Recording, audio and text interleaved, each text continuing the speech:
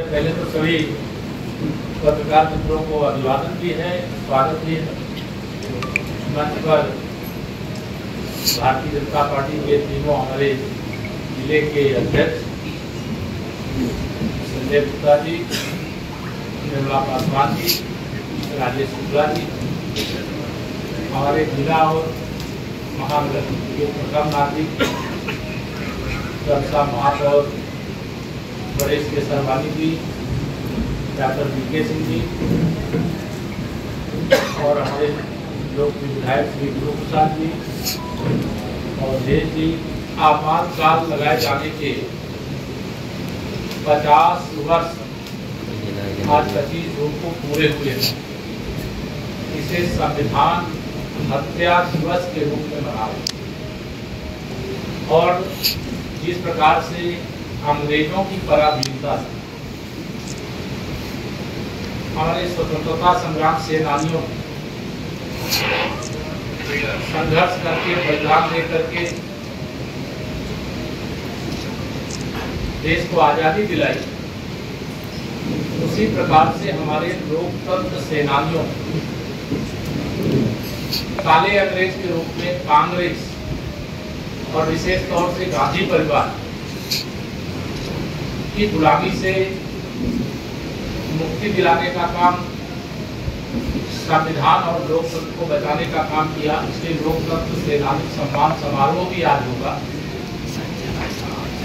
और यह कार्यक्रम पूरे देश में हो रहा है, पूरे प्रदेश में हो रहा है, सभी जिलों में। 1975 25 जून को जब आपातकाल लगाया गया था तो इस समय की भारतीय जनता पार्टी, उस समय की भारतीय जनता, जिसमें न केवल राजनीतिक और सामाजिक क्रियाकलापों पे रोक लगाई, राजनीतिक नेताओं को जेल भेजा, सामाजिक कार्य करने वाले राष्ट्रीय स्वयंसेवक संघ के प्रचारकों, पदाधिकारियों तक को जेल भेजा। साथ ही मीडिया के आप सब मित्र हो, मैं मीडिया का अभिनंदन करना चाहता हूं कि जब देश में आपातकाल लगा, उस आपातकाल के विरोध में उस समय जो प्रिंट मीडिया का ही पूरा समय लगभग रहता था, तो अखबार के पन्नों में कुछ लिखे बगैर छोड़ दिया गया था, क्योंकि वह काला दिन था। स्वतंत्र भारत के अंदर एक काला अध्याय शुरू हुआ, लोकतंत्र की आत्मा को कुचला गया था। भारत रत्न संविधान निर्माता बाबा साहब डॉक्टर भीमराव अंबेडकर जी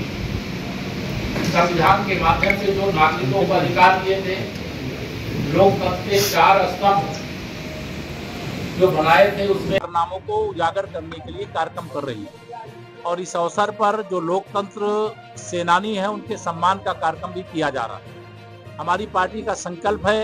हम 11 साल से सरकार में हैं, लेकिन हमें पूरा विश्वास है कि हम 2047 तक ही नहीं, उसके बाद भी सरकार में हमारी पार्टी रहेगी और विकसित भारत बनाने का काम करेगी। और आने वाले हजारों वर्ष तक लोकतंत्र को इतना मजबूत करेंगे, संविधान को इतना मजबूत करेंगे कि कभी इस देश में फिर से लोकतंत्र को बंधक बनाने का प्रयास कोई भी तानाशाही मानसिकता की कांग्रेस जैसी पार्टी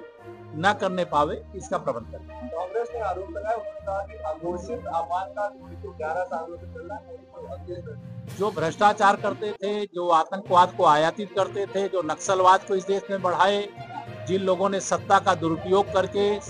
सारे नागरिक अधिकार, न्यायपालिका के अधिकार, मीडिया की स्वतंत्रता को